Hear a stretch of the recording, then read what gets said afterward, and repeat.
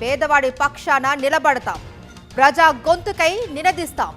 Voice of voiceless, తెలుగువారి మనస్సాక్షి సాక్షి TV.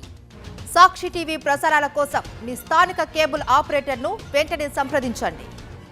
Telangana Congress లో ఓరుగల్లు పంచాయతీ ఇప్పట్లో తేగేలా లేదు. క్రమశిక్షణ కమిటీ సమస్య పరిష్కారం చేయటం లేదని కొండా దంపతుల వ్యతిరేకులు అసంతృప్తిని వ్యక్తం చేస్తున్నారు.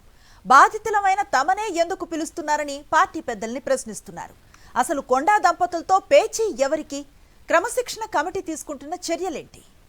ఉమ్మడి వరంగల్ జిల్లాలోని కాంగ్రెస్ పంచాయతీ తెలుగు టీవీ సీరియల్లా సాగుతోంది.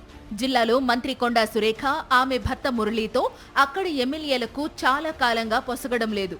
పార్టీలోనే ఘర్షణ వాతావరణం కొనసాగుతోంది.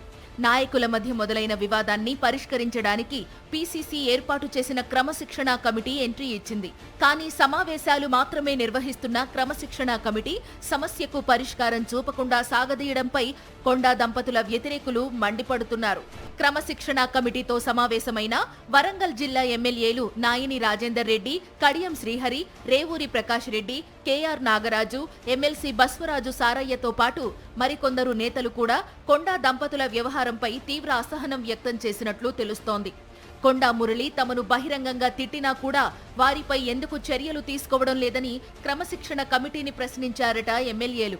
వారితో తిట్లు తిన్న తమనే మళ్లీ పిలిచి అవమానపరుస్తున్నారని ఎమ్మెల్యేలు క్రమశిక్షణ కమిటీ ముందే అసహనం వ్యక్తం చేసినట్లు తెలుస్తోంది. కొండా మురళి తమపై చేసిన వ్యాఖ్యలు టీవీల్లో ప్రసారం అయ్యాయని, వాటినే సాక్ష్యంగా తీసుకుని చర్యలు తీసుకోవాలని ఎమ్మెల్యేలు కోరినట్లు చెబుతున్నారు.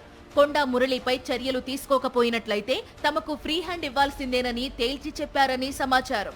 పార్టీకి తాము కావాలో కొండా మురళి కావాలో తేల్చుకోవాలని కూడా క్రమశిక్షణ కమిటీకి అల్టిమేటం ఇచ్చినట్లు సమాచారం. గతంలో ఇచ్చిన ఫిర్యాదుపై వివరాల కోసమే పిలిచినట్లు వారికి క్రమశిక్షణ కమిటీ చైర్మన్ మల్లు రవి చెప్పారని తెలుస్తోంది. దీనిపై నిర్ణయం తీసుకునేందుకు మరో సమావేశం నిర్వహించనున్నట్లు కూడా మల్లు రవి చెప్పారు.